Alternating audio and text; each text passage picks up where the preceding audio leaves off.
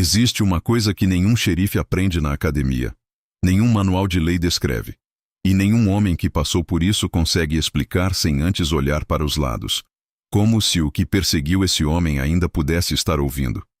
Em 1887, no condado de Red Rock, Novo México, um xerife chamado Elias Cutter começou a notar que algo estava muito errado. Não com os crimes, com o criminoso. Porque crimes têm padrão, têm motivo, têm marcas humanas. Raiva, ganância, medo, tudo deixa rastro. Mas o que Elias estava seguindo? Não deixava nenhum desses rastros, deixava outros. Não era homem, tenho certeza agora. Deus me perdoe, mas tenho certeza. Isso foi escrito por Elias Cutter em seu diário, 3 dias antes de desaparecer. O diário foi encontrado. O xerife, nunca. Antes de entendermos o monstro, precisamos entender o mundo em que ele se movia.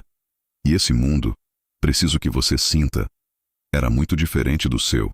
Red Rock tinha 732 habitantes em 1885, número oficial.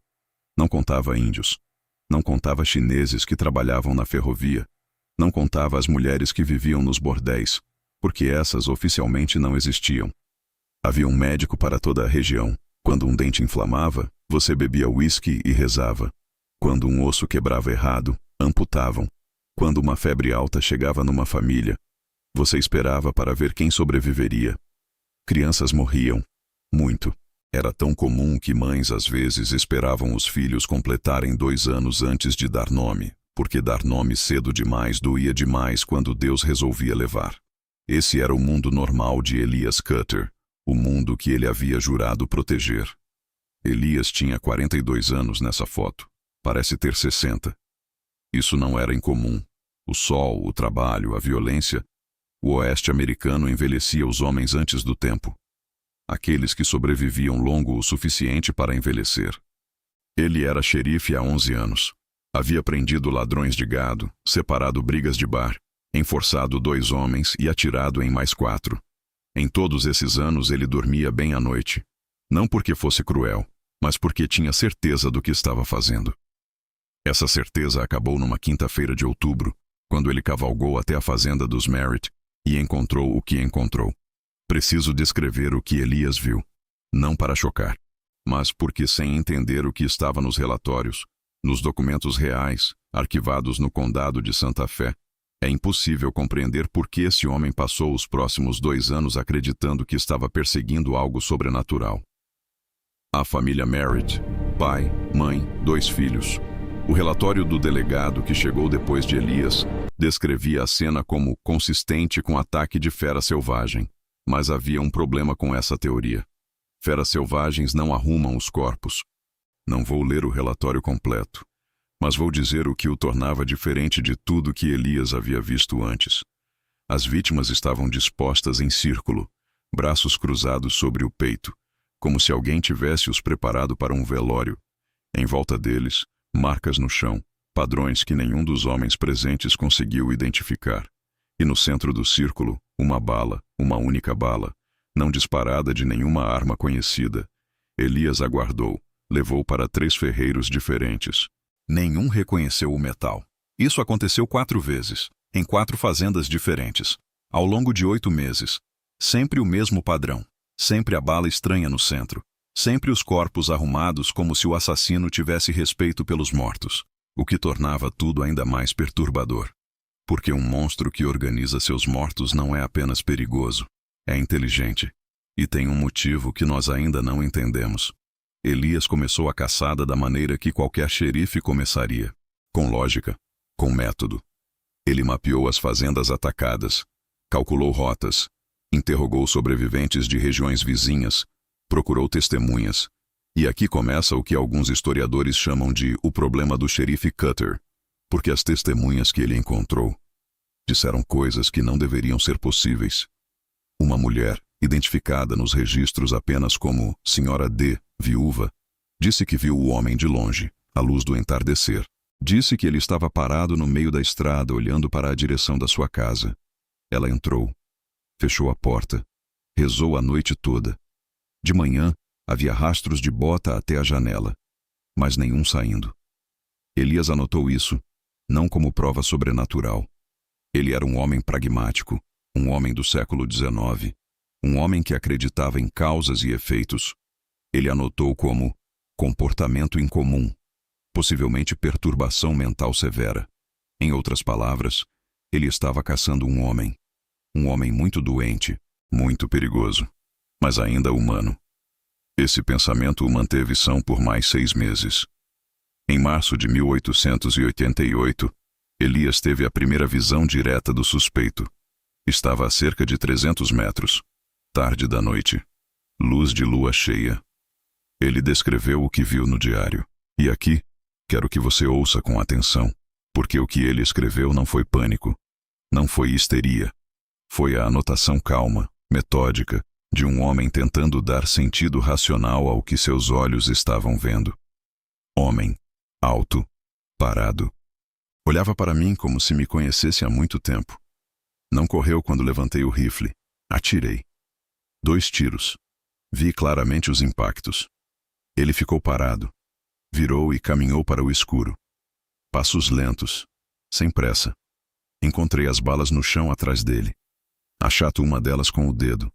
O metal era mole, quente, como se tivesse saído do cano há segundos. Mas ele estava em pé, andando, sumindo. 2 tiros, 2 acertos. Um homem que continua andando. Elias voltou para a cidade. Bebeu. Não muito. Ele não era dado à bebida, mas bebeu. E no dia seguinte, escreveu a linha que eu mencionei no começo desta história. Não era homem. Tenho certeza agora. Deus me perdoe, mas tenho certeza. E aqui é onde a história precisa respirar. Porque nós, do alto de 2025, temos o privilégio de olhar para o passado com ferramentas que Elias não tinha. E o que essas ferramentas nos dizem? Nos dizem que homens podem sobreviver a tiros, que coletes de metal artesanal existiam desde os anos 1860, que perturbações psicóticas severas podem suprimir reações físicas à dor de maneira que parece sobre-humana, que comunidades isoladas, traumatizadas pela violência, são extraordinariamente suscetíveis ao pensamento mágico coletivo.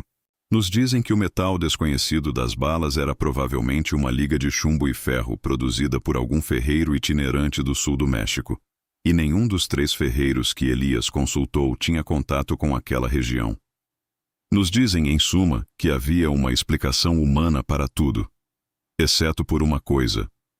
Os registros do condado de Red Rock documentam 23 mortes com o mesmo padrão ao longo de 11 anos. De 1881 a 1892. O primeiro ataque aconteceu 6 anos antes de Elias começar a investigar.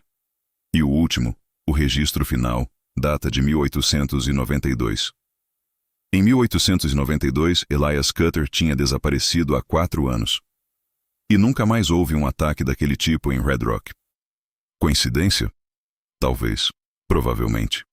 O século XIX estava cheio de violência, de padrões que a gente força porque quer ver padrões, de lendas que crescem no vazio deixado pela falta de explicação. Mas existe uma última entrada no diário de Elias Cutter que não foi explicada, que nenhum historiador, nenhum criminologista, nenhum pesquisador que estudou esse caso conseguiu encaixar numa narrativa limpa. A última entrada do diário de Elias Cutter não tem data. A letra é diferente das anteriores, mais larga, mais irregular, como se tivesse sido escrita às pressas, ou no escuro, ou com as mãos tremendo. Ela diz o seguinte: entendi por que ele não morreu. Entendi por que não há rastros. Entendi o círculo, as balas, tudo. Não vou escrever porque se escrever alguém vai atrás. E você não deve ir atrás. Queime este diário se puder. Se não puder, ao menos não leia a próxima página. Não havia próxima página. O diário foi encontrado dentro da mesa de Elias. A mesa estava trancada. A chave estava no bolso do colete que ele havia deixado pendurado no escritório. Seus cavalos ainda estavam no estábulo. Seu rifle ainda estava no rack. Seu chapéu ainda estava no gancho da porta. Tudo estava no lugar, exceto Elias. Nunca encontraram o corpo. Nunca encontraram mais nada. Vivemos num tempo de câmeras, de DNA, de satélites que fotografam cada centímetro da Terra. Vivemos num tempo em que um crime raramente permanece sem resposta por 11 anos. E quando permanece, é escândalo nacional.